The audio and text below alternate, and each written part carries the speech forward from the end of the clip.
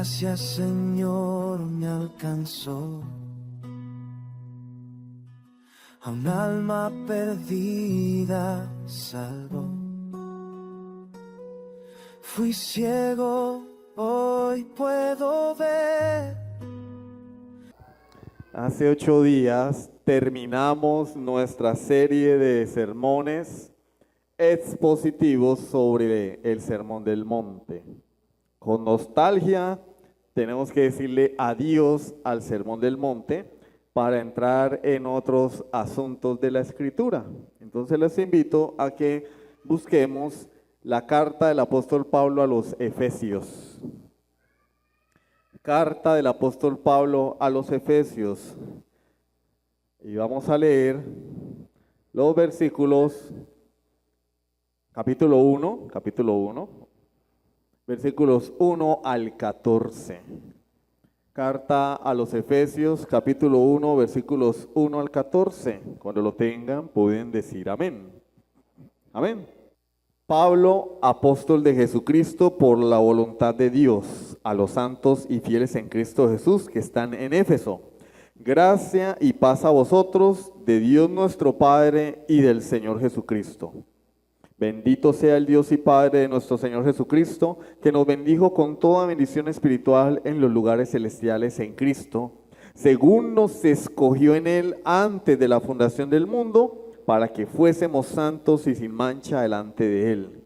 En amor, habiéndonos predestinado para ser adoptados hijos suyos por medio de Jesucristo, según el puro afecto de su voluntad, para alabanza de la gloria de su gracia, con la cual nos hizo aceptos en el amado, en quien tenemos redención por su sangre, el perdón de pecados, según las riquezas de su gracia, que hizo sobreabundar para con nosotros en toda sabiduría e inteligencia, dándonos a conocer el misterio de su voluntad, según su beneplácito, el cual se había propuesto en sí mismo, de reunir todas las cosas en Cristo, en la dispensación del cumplimiento de los tiempos, así las que están en los cielos como las que están en la tierra.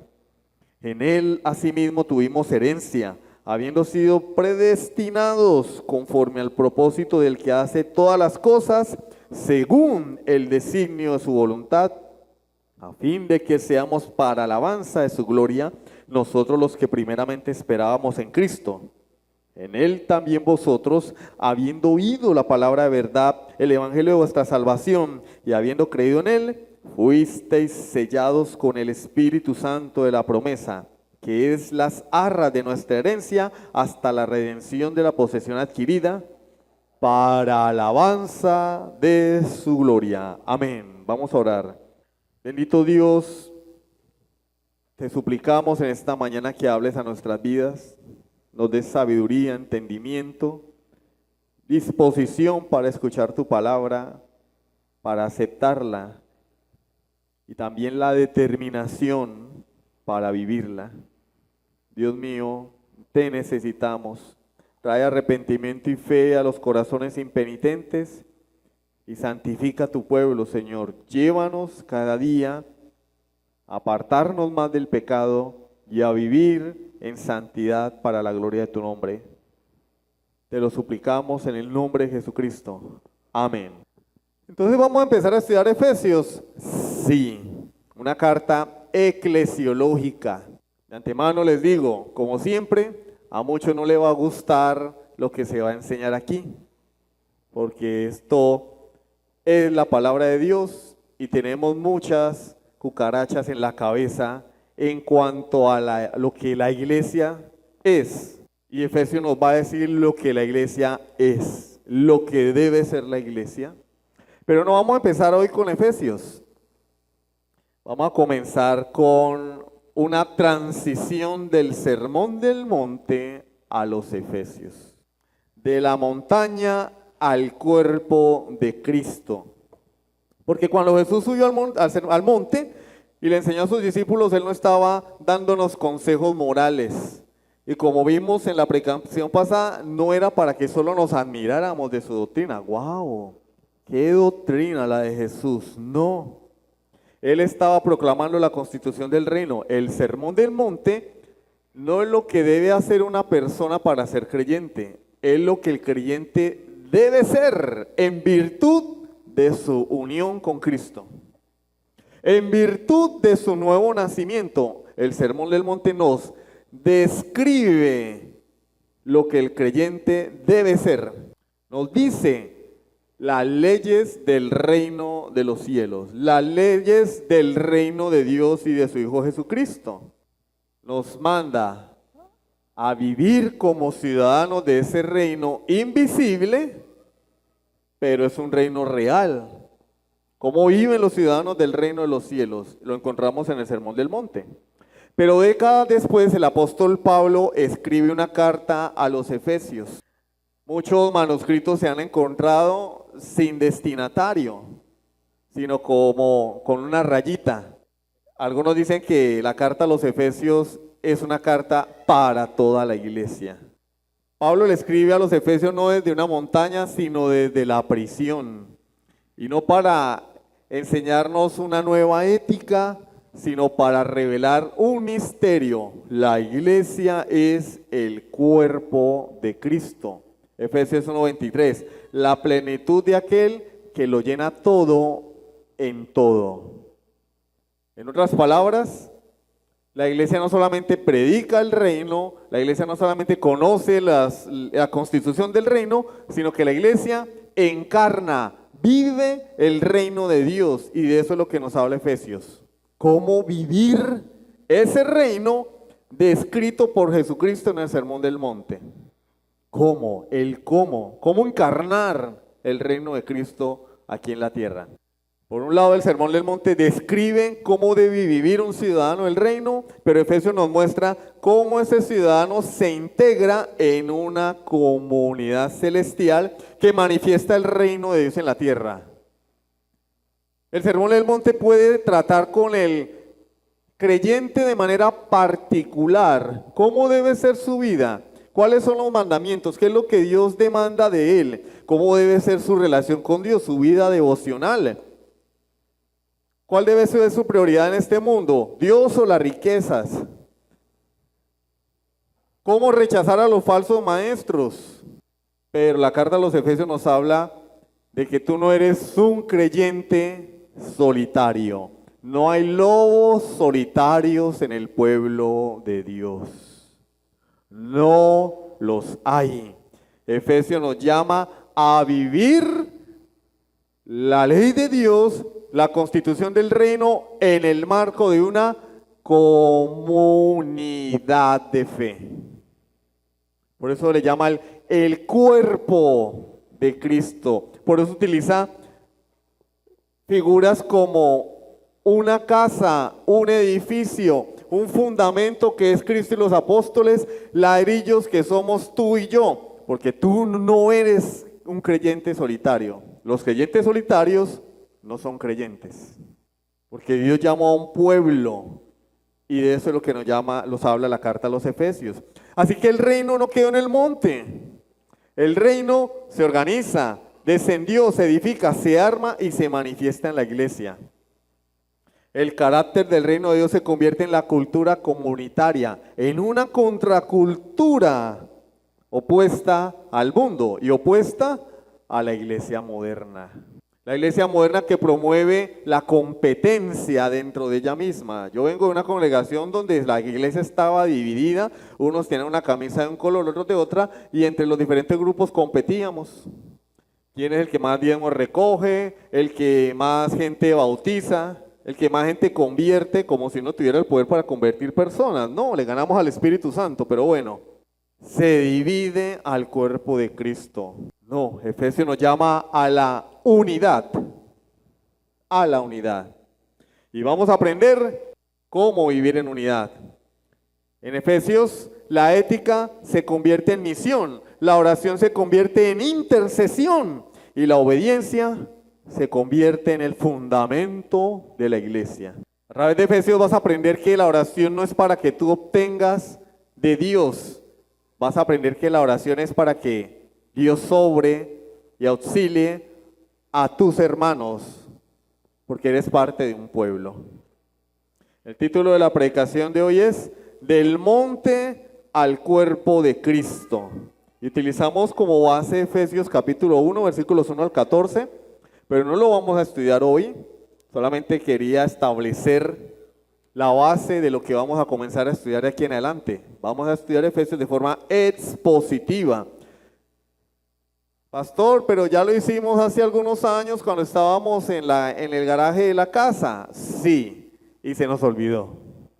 Y hay personas nuevas que no tienen idea de lo que enseña la Biblia sobre lo que es la iglesia. Es necesario instruir a la congregación para que sepamos qué es la iglesia de Dios. Porque venimos de una iglesia que más que iglesia parecía un negocio, una empresa con ánimo de lucro. Esto no es la iglesia del Señor. Y si bien no hay iglesias perfectas, porque ese es un cliché que las personas sacan inmediatamente cuando se empieza a hablar de la iglesia bíblicamente, cuando se empieza a señalar las deficiencias de la iglesia moderna, los buenistas inmediatamente dicen, pero es que iglesia perfecta no hay. Obvio, no la hay. Pero nuestro deseo es aproximarnos a lo que Dios establece en su palabra, de lo que es una iglesia bíblica. ¿Tendremos defectos? Sí, pero en la medida de nuestras posibilidades procuraremos ser bíblicos lo más que se pueda. Entonces vamos a ver 3 puntos. El primer punto, la identidad del ciudadano del reino. El segundo punto, la ética del reino. El tercer punto, la espiritualidad del reino. Y finalmente, algunas aplicaciones prácticas. ¿Listo? Entonces vamos a comenzar por el primer punto. La identidad del ciudadano del reino. Entonces les voy a pedir por favor que se ubiquen en el capítulo 1 de Efesios y también en el Sermón del Monte, Mateo capítulo 5. Y vamos a hacer un contraste o una comparación entre las bienaventuranzas y lo que el Señor nos dice en Efesios capítulo 1, y vamos a encontrar muchas similitudes que no hay que hacer maromas exegéticas para encontrarlas. Están allí visibles si leemos bien. ¿Listo? Vamos a las bienaventuranzas, Mateo capítulo 5, versículo 3, que dice: bienaventurados los pobres en espíritu, porque de ellos es el reino de los cielos. ¿Qué dice la Escritura?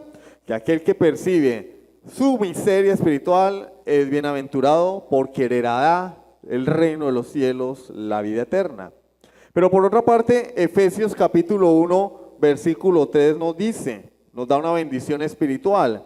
Bendito sea el Dios y Padre de nuestro Señor Jesucristo, que nos bendijo con toda bendición espiritual en los lugares celestiales en Cristo. Hermano, ¿eso qué significa? ¿Ustedes saben dónde está Cristo en este momento? Jesús está aquí. No, Jesús no está acá. El que está acá es el Espíritu Santo de Dios. Jesús está sentado a la diestra de Dios, reinando, gobernando. Y la Biblia dice que espiritualmente hablando, nosotros, tú y yo, si te has arrepentido, si has nacido de nuevo, si eres pobre en espíritu, estás sentado en los lugares celestiales con Cristo. Nuestra vida eterna está asegurada si estás en Cristo. Por un lado, el Señor exalta la pobreza, quien percibe su pecado y su miseria espiritual, pero por otra parte Pablo nos dice, pero tú eres rico espiritualmente, has sido bendecido con toda bendición espiritual. De manera que el reino de Dios comienza en humildad, cuando somos conscientes de nuestra miseria y estado de pobreza espiritual. Pero ese reino se recibe plenamente en Cristo. En Cristo. Y vamos a encontrar en la carta a los Efesios constantemente esta frase: en Cristo, en Cristo. Soy pobre espiritualmente porque soy pecador, pero en Cristo soy rico y tengo toda bendición espiritual disponible para mí. Segunda bienaventuranza. Bienaventurados los que lloran. ¿Qué lloran? Entonces los niños son los más bienaventurados de todos porque ellos mantienen llorando todo el tiempo. ¿Eso es lo que dice el texto? No, bienaventurados los que lloran su pecado. Los que lloran su pecado.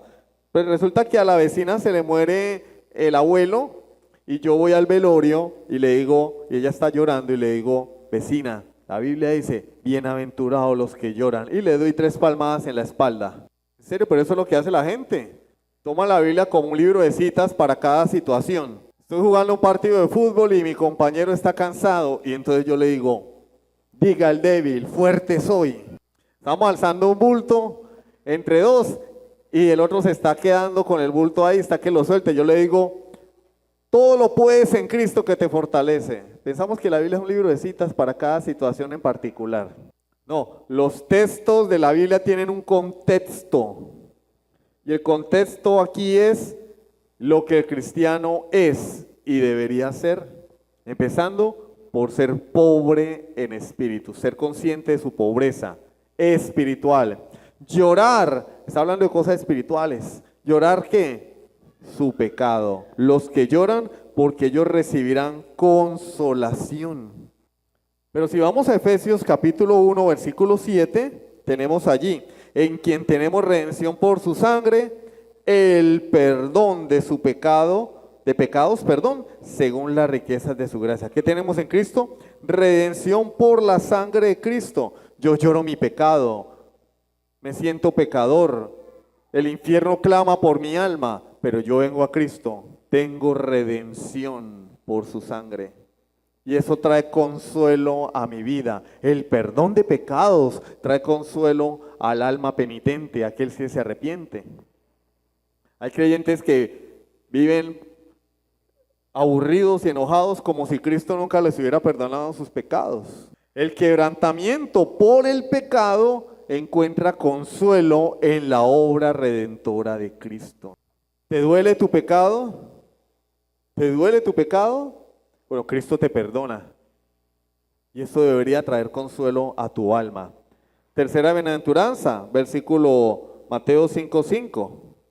Bienaventurados los mansos, porque ellos recibirán la tierra por heredad. Dice los mansos, no los mensos.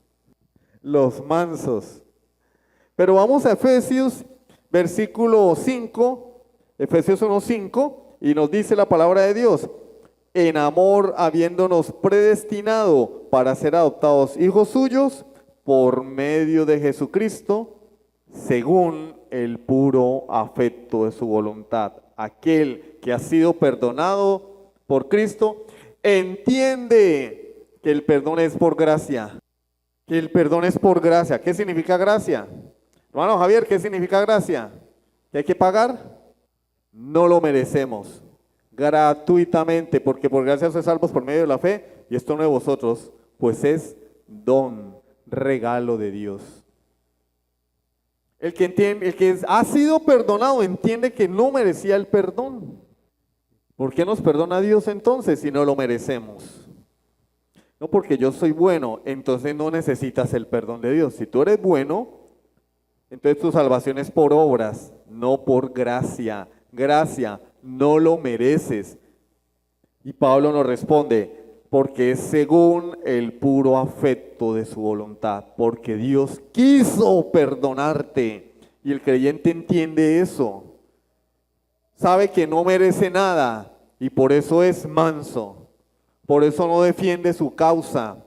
Nosotros no deberíamos ofendernos cuando alguien nos ataca. No deberíamos. ¿Por qué? Porque deberíamos ser conscientes de que nada merecemos. Todo es por gracia. La mansedumbre es el fruto de haber sido adoptados por Dios y de entender lo que es la salvación por gracia. Hay personas que creen que merecen, y como decía en la clase, por eso le dan órdenes a Dios, le reclaman, le exigen. Oye, pero si tú no mereces nada.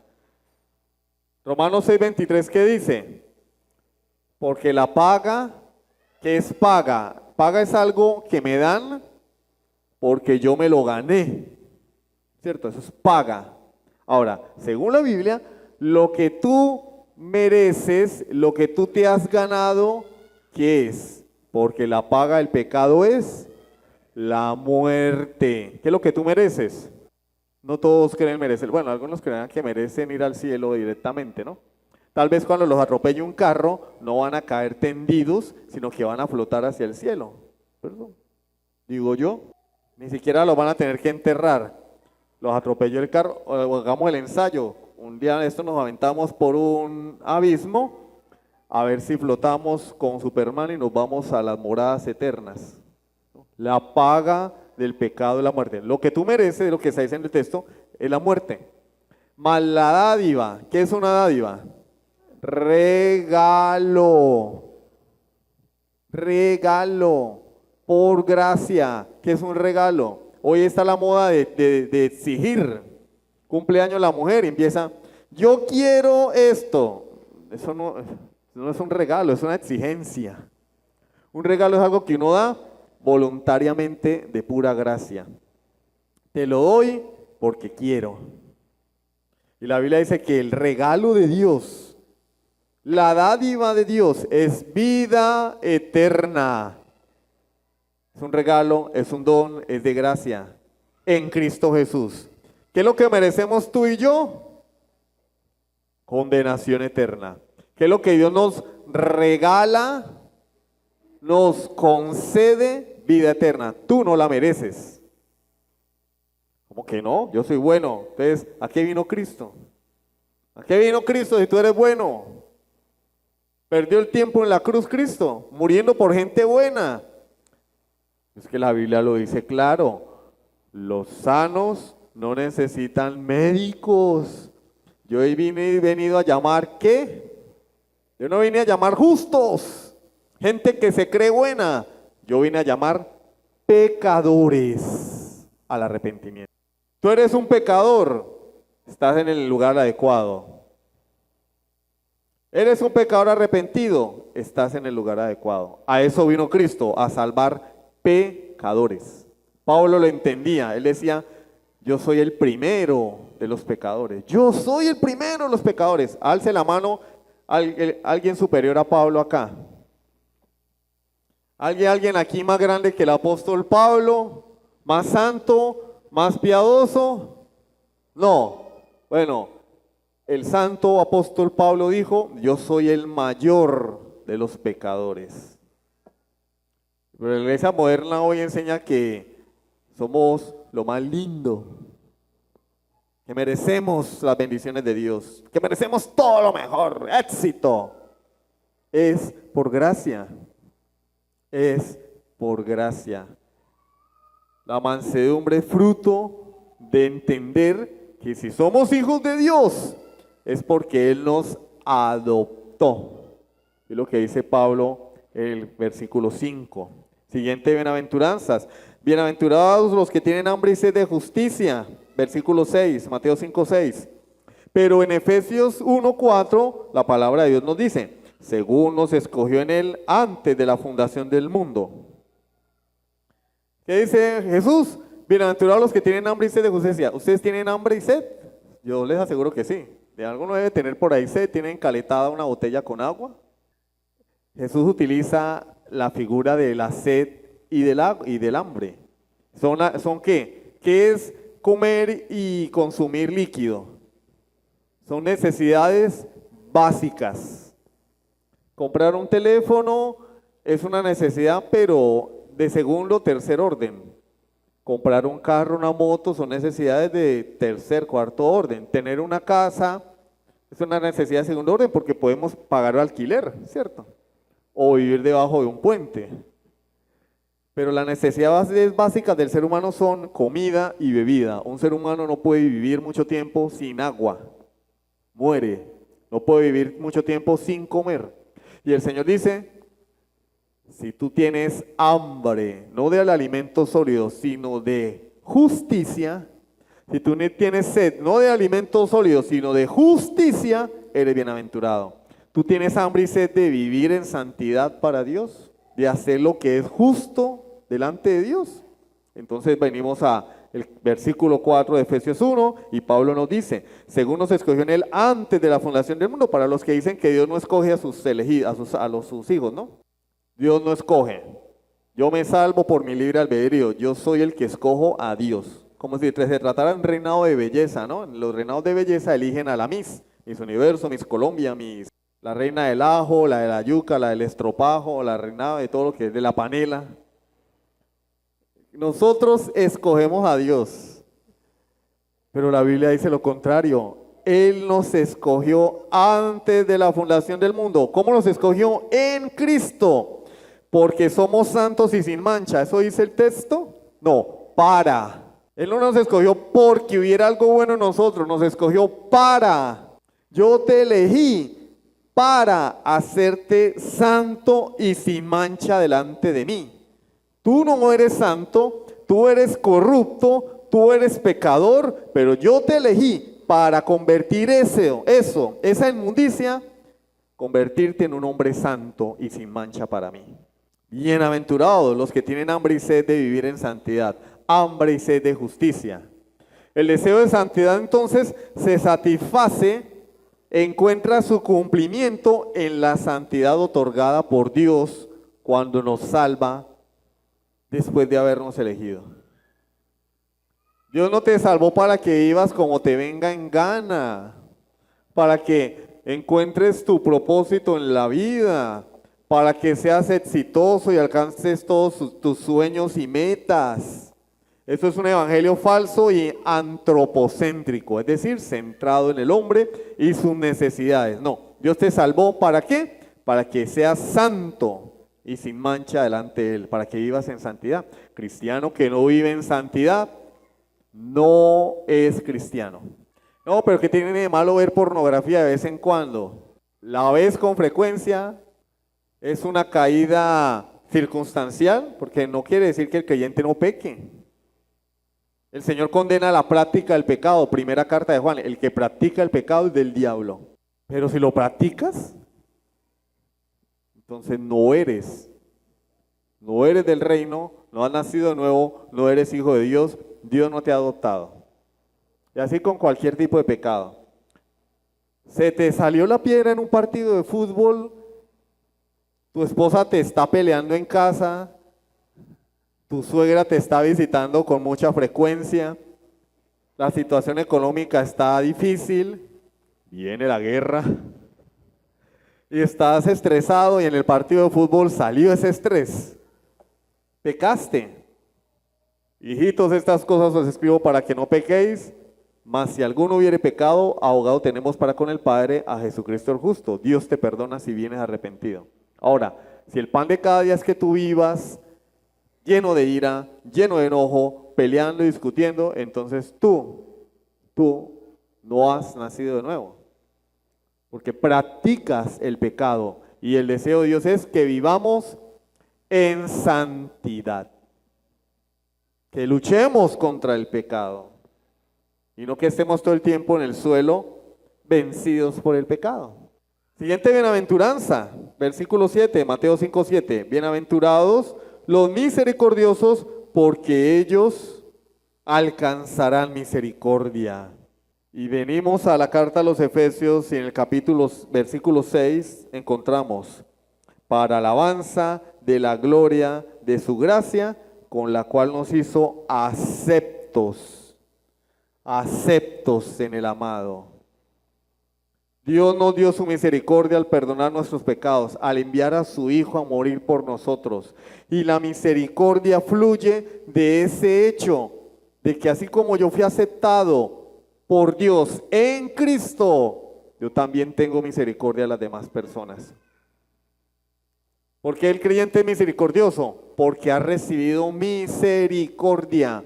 Fue aceptado por Dios al venir a Jesucristo. Recibió la misericordia de Dios para su vida. Creyentes que no perdonan, no son creyentes. Es que yo no puedo perdonar. No han nacido de nuevo. Es que él me fue infiel. Ay, hermano. ¿Cuál es la persona que más sufrió en este mundo? Jesús. ¿Cuál es la mayor injusticia de la historia? El asesinato de Jesucristo. Él nos perdonó. ¿Tú eres más bueno que Él? ¿Tú eres más bueno que Él? ¿No puedes perdonar? Yo perdono, pero no olvido. Y lo tienen ahí todos los días.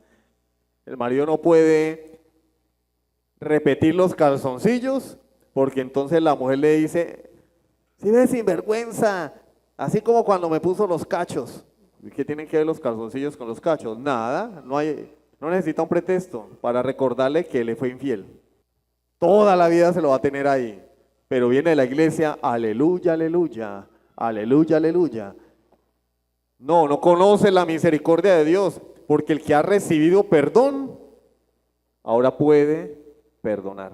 Por eso el Padre nuestro dice, Señor, perdona nuestras deudas, así como nosotros perdonamos a nuestros deudores. Y no está hablando de dinero, no está hablando de dinero. Siguiente bienaventuranza, versículo 8, Mateo 5:8.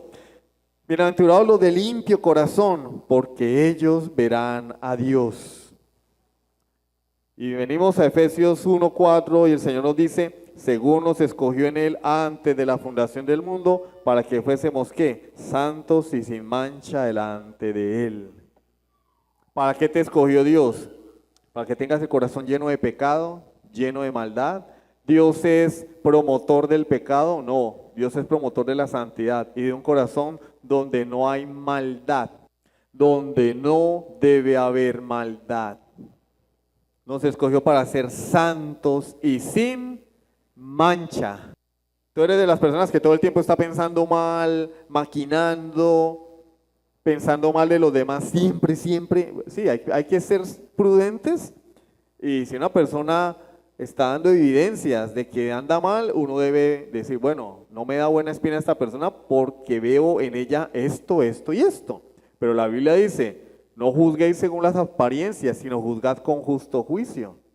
Tú eres de que todo el tiempo está pensando mal, te van a abrazar y piensas que es que te van a robar. Un hermano se te acerca y dice, no, es que ese se me acercó porque quiere mi dinero. El pastor te visita y tú crees que es que te va a pedir plata, que te va a pedir un favor. Te llaman por teléfono y dicen, ay, otra vez ya vinieron a molestar, a pedirme dinero. Ah, eso es porque me necesitan. ¿Quién sabe que ahora para qué van a fastidiar? Todo el tiempo. Bienaventurados los de limpio corazón. Tú eres de los que todo el tiempo pasa algo y lo primero que llega a tu corazón es un madrazo. ¿Sí?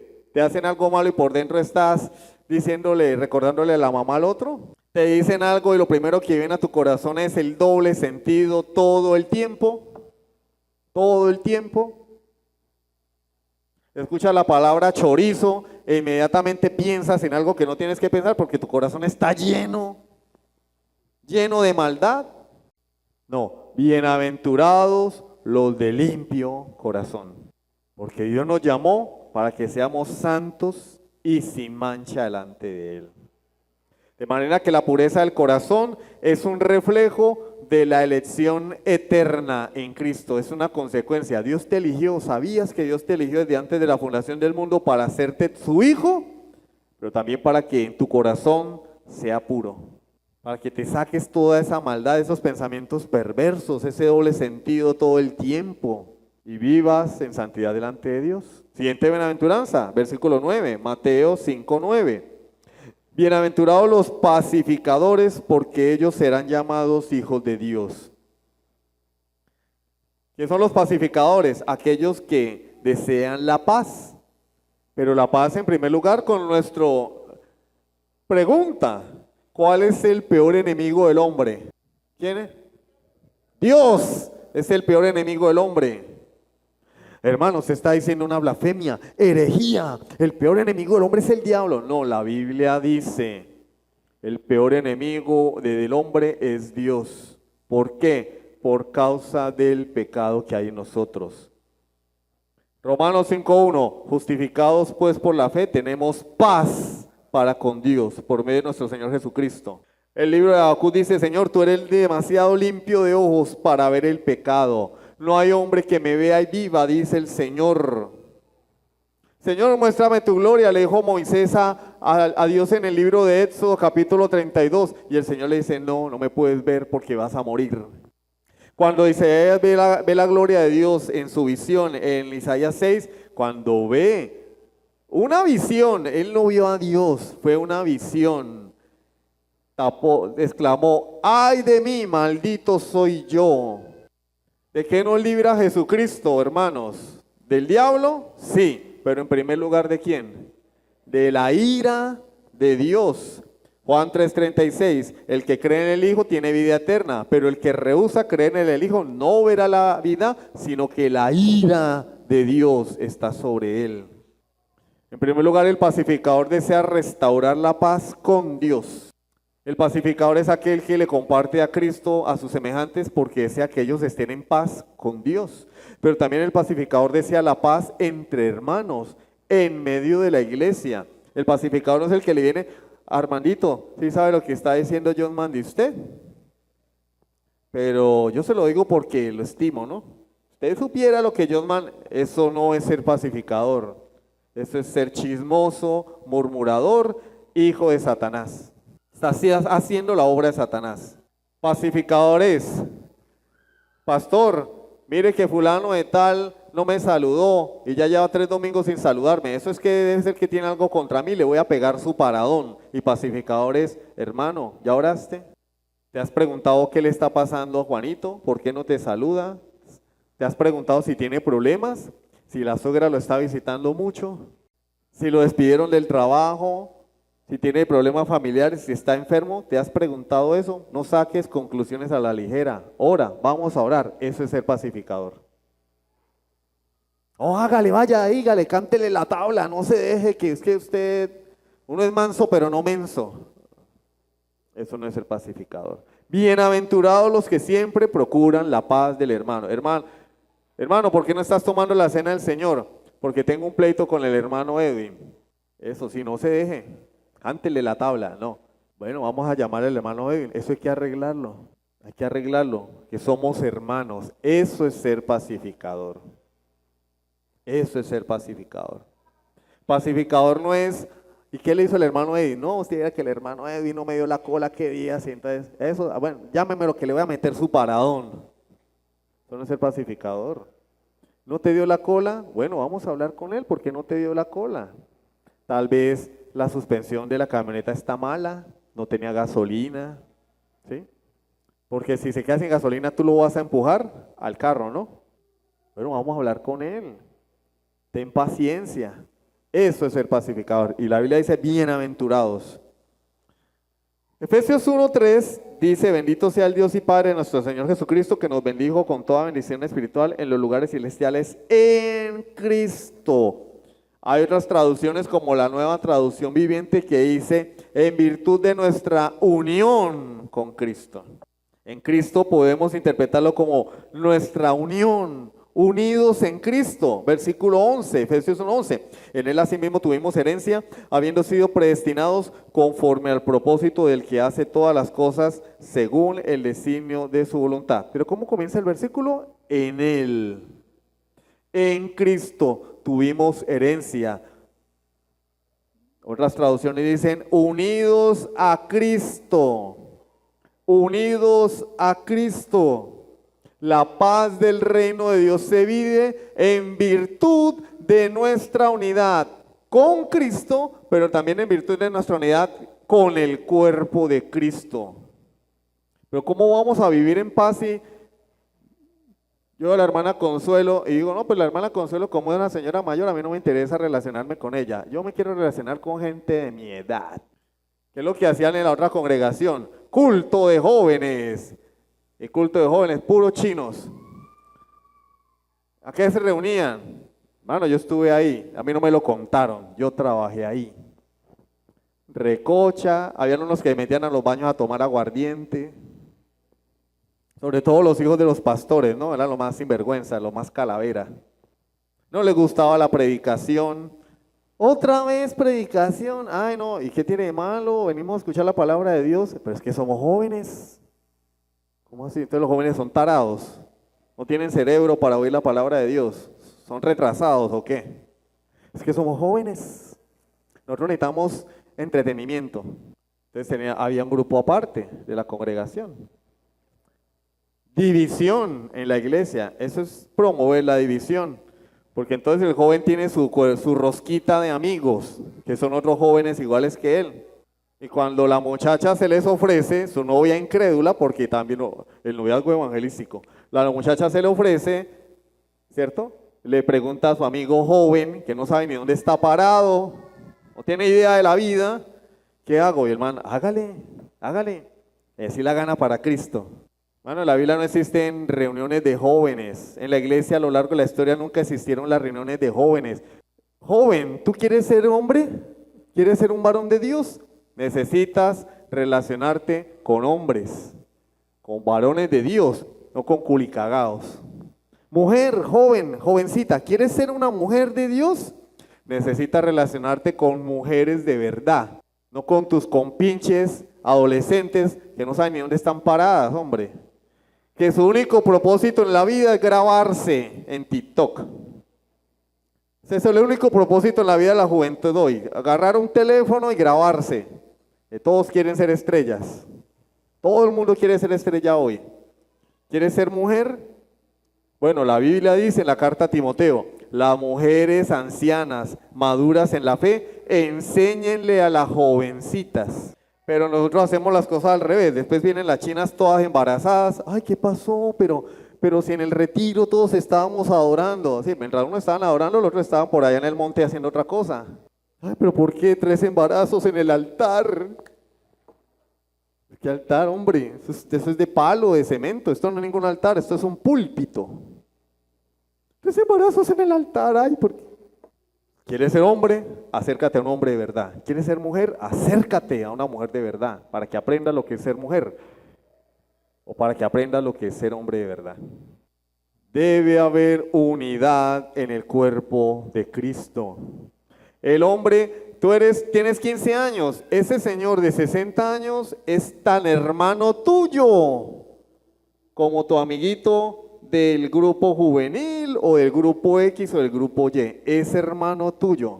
Tal vez más, porque tu amiguito de 15 años tal vez ni nacido nuevo es. Tu compinche con el que vas a jugar y todo, tal vez ni nacido nuevo es. Pero ese señor que está sentado allá de 60 años, si es creyente y tú eres creyente, él es más hermano tuyo. Deberías acercarte a él. Pero en la iglesia muchas veces vemos eso, ¿no? Grupos, no, yo con esto. Y está bien que haya cierta afinidad con algunas personas, ¿sí? Yo, por ejemplo, me la llevo mejor con unos que con otros. Si le gusta el anime, vamos bien. Le gusta Goku, vamos bien. Le gusta Naruto, vamos bien. Le gusta el fútbol, vamos bien. ¿Cierto? Le gusta la palabra, re bien. Le gustan las motos, vamos bien. Pero tal vez hay hermanos en la iglesia que no les gustan las motos. ¿Eso quiere decir que lo tengo que mandar a la basura? Tal vez no le gusta el anime. Odian a Goku. Pero ¿eso quiere decir que tengo que mandarlo a la basura? Es mi hermano. Debo tener una relación con él. Lamentablemente, por causa de nuestro egoísmo, en la iglesia hay personas que no se relacionan entre ellas. Pero eso no es el deber ser. Eso es un defecto, producto del pecado y una debilidad de la iglesia. La iglesia que promueve la unidad en medio de la diversidad. Yo puedo querer a un anciano, así sea diferente a mí. Yo puedo querer a una persona más pobre que yo, porque yo soy pobre, yo no soy rico. Una persona más llevada que yo, pero yo lo puedo querer. Y también puedo querer a alguien que tenga más que yo, porque es que eso no hace la diferencia.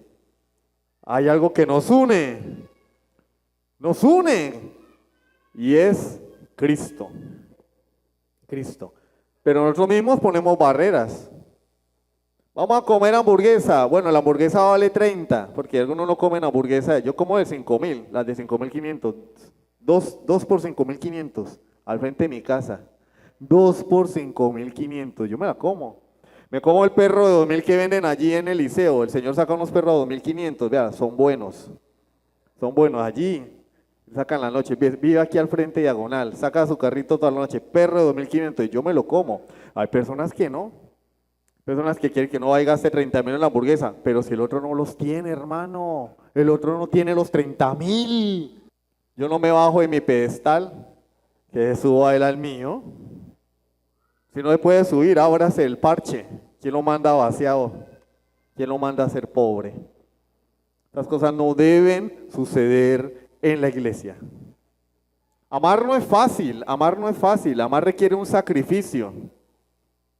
Amar requiere un sacrificio, pero también requiere relación. ¿Ustedes quién les dijo que el matrimonio nos hace felices?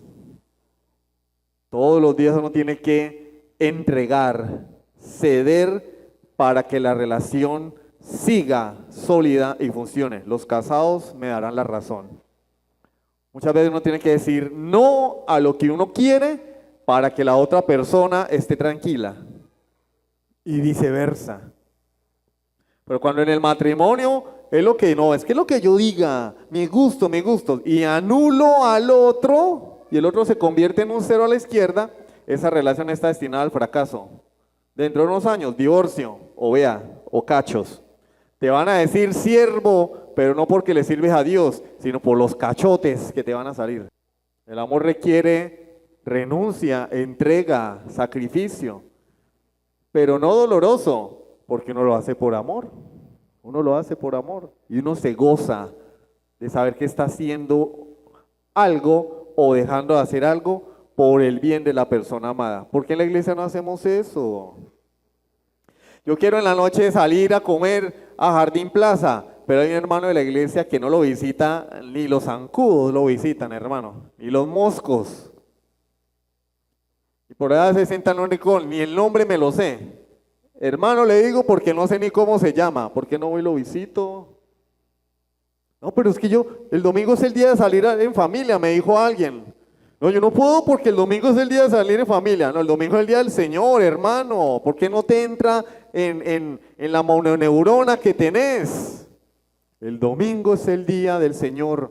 Ocúpate de las cosas del Señor. ¿Por qué no vas y lo visitas? ¿Por qué no tienes comunión con tus hermanos de la iglesia? No, el domingo es el día de salir con los amigos. Incrédulos, con tus amigos incrédulos te sientes mejor que con tus hermanos. Entonces tienes un problema muy grave espiritualmente hablando. Si tú como creyente te sientes mejor con incrédulos, ¿por qué será, hermano Javier? Porque tal vez eres incrédulo, hermano, así. Clarito y raspado. Tú no te sientes bien aquí con tus hermanos, no quieres visitarlos, no quieres salir con ellos, no quieres compartir, no quieres relacionarte con ellos. Te sientes bien con tus amigos del colegio, universidad, trabajo o lo que sea, que son incrédulos. Hermano, hay un problema. Hay un problema porque las ovejas andan con ovejas, no con lobos. Si tú andas con lobos y te sientes bien, hermano, para no hacer un juicio, 99% de probabilidad de que no eres creyente.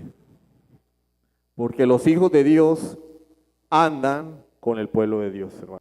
En el antiguo pacto, los que se juntaban con mujeres de otras naciones, los que hacían alianza con naciones paganas, ¿qué eran? Paganos. Y terminaban adorando a otros dioses. Los hijos de Dios andan, se sienten bien, encuentran satisfacción en medio del pueblo de Dios. Por eso yo les dije, no, a muchos no les va a gustar lo que se va a enseñar aquí en adelante, hermano, porque vamos a aprender lo que realmente es la iglesia. No la mentira que nos vendieron allá, por allá arriba, allá, por allá. La iglesia es un negocio. Hay que recoger billete venteado, hermano. Bautizar gente para que traigan más plata. No, hermano, la iglesia no es un negocio, no es una empresa, es el cuerpo de Cristo, un cuerpo vivo, con miembros que se deben el uno al otro. Siguiente bienaventuranza, versículo 10. Bienaventurados los que padecen persecución por causa de la justicia. A nosotros no nos gusta padecer persecución, porque de ellos es el reino de los cielos. ¿Qué dice Pablo en Efesios capítulo 1, versículo 13? En él también vosotros, habiendo oído la palabra de verdad, el evangelio de vuestra salvación, y habiendo creído en él, fuisteis sellados con el Espíritu Santo de la promesa. Hermano, ¿qué tiene que ver eso? ¿Qué tiene que ver que yo sea sellado con el Espíritu Santo? Con la persecución. En el momento en que una persona se arrepiente de sus pecados, viene a Jesucristo, Dios lo adopta como su hijo, le da una nueva naturaleza. Todo esto sucede en el mismo momento. Ahora eres hijo de Dios, ya no eres hijo de Satanás. Efesios capítulo 2, versículo 1. ¿Qué dice Efesios 2:1? Ay, ¿en serio? ¿Qué dice? ¿Cómo? Y Él os dio vida a vosotros cuando estabais muertos en vuestros delitos y pecados. Ya no estás muerto, ahora estás vivo. ¿Y qué más dice? Versículo 2. En los cuales anduvisteis en otro tiempo, siguiendo la corriente de este mundo, conforme al príncipe de la potestad del aire, el espíritu que ahora opera en los hijos de desobediencia. Por eso es que yo digo, hermano, que un creyente no puede tener su grupito de amigos incrédulos, hermano. Me da mucha pena. No me da pena. De malas. Creyente no puede tener su grupito de amigos incrédulos. No es creyente. Porque en ellos opera el espíritu de desobediencia. Porque en ellos opera Satanás. Pero tú ahora eres hijo de Dios, sellado con el Espíritu Santo. Y ahora los chistes que antes te causaban gracia, ya te molestan. Los lugares a donde ibas con ellos, ya ahora te fastidian. Las conversaciones triviales que tenías con ellos sobre moda, sobre tendencias, sobre eso, ya no son para ti tu prioridad. Tú ahora como hijo de Dios anhelas que te hablen de Cristo, anhelas conocer a Dios. Las 3 horas que pasabas viendo una película semana tras semana con tus amigos, tú ahora quieres leer la Escritura, quieres oír predicaciones, quieres orar, quieres pasarlas con otros hermanos que ahora tienen en común contigo, que tienen el mismo Espíritu Santo que tú. ¿Y qué va a suceder con esas personas? Lo que Jesús dijo: yo vine a poner al padre contra el hijo, a la hija contra la madre, a la nuera contra la suegra. Yo no vine a traer paz, vine a traer espada. Ahora hay una línea divisoria entre tus amigos y familiares y tú y el pueblo de Dios. Y se van a levantar contra ti, como se levantó Caín contra Abel, como se levantó Faraón contra Israel, como se levantó Saúl contra David, como se levantaron los judíos contra Jesús y sus discípulos. Persecución. El Señor dice: el mundo os amará. Eso dice Evangelio de Juan: el mundo os aborrecerá. Si a mí me han aborrecido, a vosotros os van a aborrecer, porque el discípulo no es mayor que su Señor. Bienaventurados sois si padecéis persecución por causa de la justicia. ¿Por qué? Porque ahora tú tienes un sello distintivo que es el Espíritu Santo. Te ha sellado. Ellos tienen el 666. Pastor, ¿y qué es el 666? No es un microchip, no es un tatuaje, no es la tarjeta de crédito, no es el teléfono celular. El 666, el 6 es el número de hombre, repetido 3 veces, habla de la plenitud, y el 666 lo que enseña es el hombre como el centro de todo. Así de sencillo. Paréntesis, Apocalipsis es un libro de símbolos. El 666 no es literal, ni la marca literal, es un libro de símbolos. Los creyentes son sellados con el Espíritu Santo. Los incrédulos tienen el sello del anticristo en su mente y en sus obras. La cabeza refleja la mente y la mano derecha las obras. Lo que caracteriza a los incrédulos es lo que piensan y lo que hacen. ¿Qué caracteriza al creyente? Lo que piensa y lo que hace como cristiano. Ahí les dañé las películas de Dejados Atrás y toda esa ficción. Ay, hermano, yo pensaste mal. Los creyentes padecen persecución por causa de Cristo. De manera que la persecución, la enemistad con el mundo, confirma que tú perteneces al reino de Cristo y que el Espíritu Santo mora en ti. Hay una canción que dice: mis amigos ya no me hablan porque ando con el rey, porque ando con el rey. ¿La han escuchado? ¿Eso es verdad? No, nosotros nos enseñaron que el creyente era el alma de la fiesta. La fiesta no comienza si no llega el hermano Boris. ¿Por qué? Porque él es el que trae el sabor. No, hermano, eres el que daña la fiesta.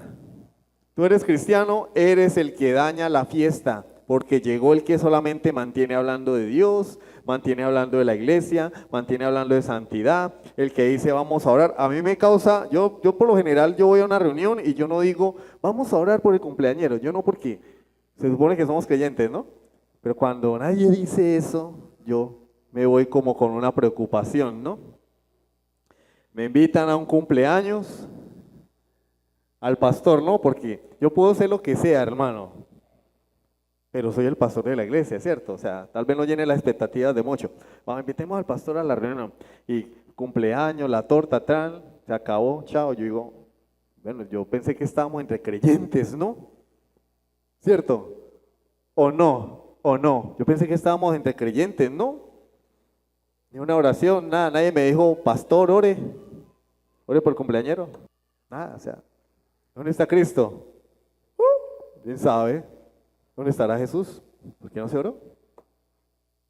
No se le dio a Dios gracias por nada, ni por la vida del hombre que está ahí parado, nada, o la mujer, nada.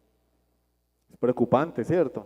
No, ese no lo invitemos porque ese viene aquí a hablar de Dios y que la iglesia y nos va a preguntar por qué llevamos 15 días sin ir a culto. Ay, no, ese no lo invitemos. Siéntete afortunado de que no te inviten.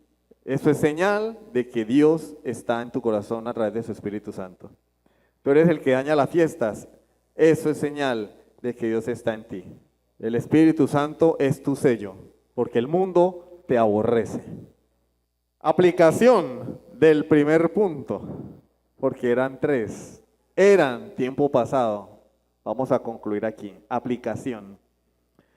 El cuerpo de Cristo comienza con una transformación interna, sellada por el Espíritu Santo. ¿Cuál es el sello distintivo del creyente, hermanos? El Espíritu Santo que produce una vida transformada. A nosotros nos acusan de promover el libertinaje porque somos el evangelio de la gracia, ¿no? No, hermano, nosotros promovemos el verdadero evangelio. El evangelio de la gracia que promueve santidad, produce santidad, no libertinaje. El evangelio de la gracia que produce verdaderos creyentes por la obra del Espíritu Santo, no creyentes de mentiras, creyentes legalistas. Bueno, no deberían llamarse creyentes, legalistas, libertinos, sinvergüenzas, hipócritas. La gracia de Dios produce cristianos. Y esa obra comienza cuando venimos arrepentidos a la cruz de Jesús, hermano. El cuerpo de Cristo se compone de creyentes, personas que se han arrepentido de sus pecados. ¿Tú te has arrepentido de tus pecados? Es la pregunta. Yo no te estoy diciendo si alzaste la mano alguna vez en un culto. Yo no te estoy preguntando si el ujier te obligó a pasar al frente como yo mismo lo vi con mis propios ojos. Yo no te estoy diciendo si un buen día tú acudiste al llamado de ven por tu milagro. Yo no te estoy diciendo eso, porque la Biblia no habla de eso. Yo no te estoy diciendo si tú repetiste una oración como un loro, porque el predicador te lo dijo, repite esta oración conmigo. No, yo te estoy diciendo, ¿tú te has arrepentido de tus pecados? Como dice el Sermón del Monte, ¿has llorado tu pecado? Hay personas que lloran por todo. Lo muerde una hormiga y se ponen a llorar. Ven el cielo nublado, se ponen a llorar. Ven una novela coreana, se ponen a llorar. Pero su pecado no los hace llorar. No claman a Dios por perdón. Señor, perdóname. Como el publicano, sé propicio a mí, pecador, ten misericordia de mí. ¿Has tenido esa experiencia? ¿Has llorado tu pecado postrado de rodillas a Dios como si fuera el último día de tu vida?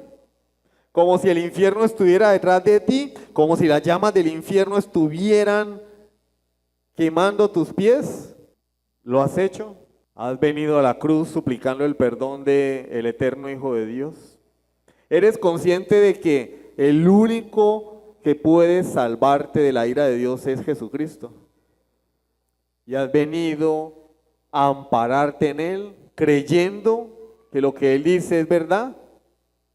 El que oye mi palabra y crea al que me envió tiene vida eterna y no vendrá condenación, mas ha pasado de muerte a vida. Juan 5:24. ¿Lo has hecho? ¿O dices que eres creyente porque fuiste a un famoso culto de jóvenes un día, al salir te comiste una hamburguesa con 5 jóvenes iguales que tú y desde ese momento quedaste anclado en la iglesia? O sea, te hiciste miembro de un club social. Eso es lo que hacen los clubes sociales.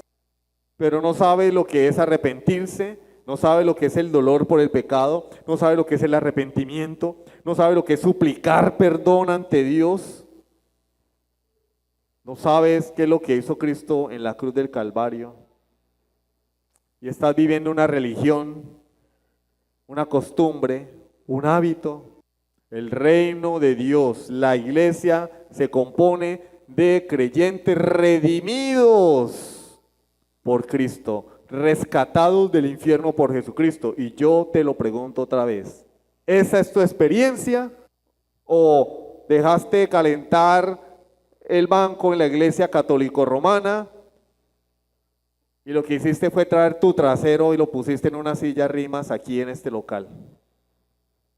Y ahora ya no te llamas católico romano, te llamas evangélico, pero Cristo no está en ningún lado. La iglesia es el cuerpo de Cristo, es la familia de Dios, son los hijos de Dios, son hermanos en la fe, un mismo Padre, lo vamos a ver en Efesios, mismo Padre, un Señor, una fe, un mismo Espíritu, un mismo bautismo, pero solamente si te arrepientes de tus pecados. Si te has arrepentido, amén, amén. Pero si no te has arrepentido, Dios sigue llamando al pecador. Y mientras haya vida, habrá esperanza para el pecador que se arrepiente, habrá perdón, porque el amor de Dios es más grande que cualquier pecado. Mas Dios muestra su amor para con nosotros en que siendo aún pecadores, Cristo murió por nosotros. Entregó a su Hijo para que tú gratuitamente tengas vida eterna. No tienes que pagar. Tienes que pagar pactos, primicias, diezmos, absolutamente nada. Solo por la fe en su amado Hijo Jesucristo. Vamos a orar. Amantísimo Dios y Padre de la gloria, te damos gracias por tu palabra. Gracias, Señor, por este contraste, este empalme entre el Sermón del Monte y la carta a los Efesios. Vemos en el Sermón del Monte la constitución del reino, pero en Efesios vemos su implementación a la vida comunitaria de tu pueblo. En el Sermón del Monte podemos ver lo que el creyente debe ser de forma individual, en relación contigo y en relación con sus semejantes, pero en Efesios vemos la vida comunitaria de la iglesia.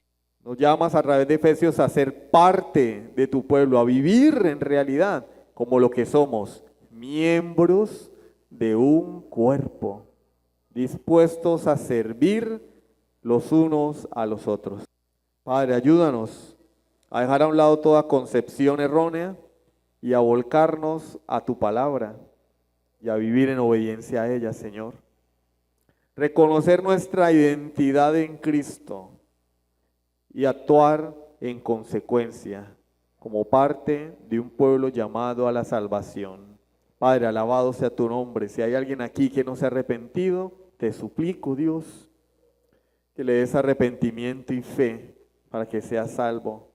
Lo arrebates del reino de la muerte. Oramos en el nombre de Jesucristo. Amén.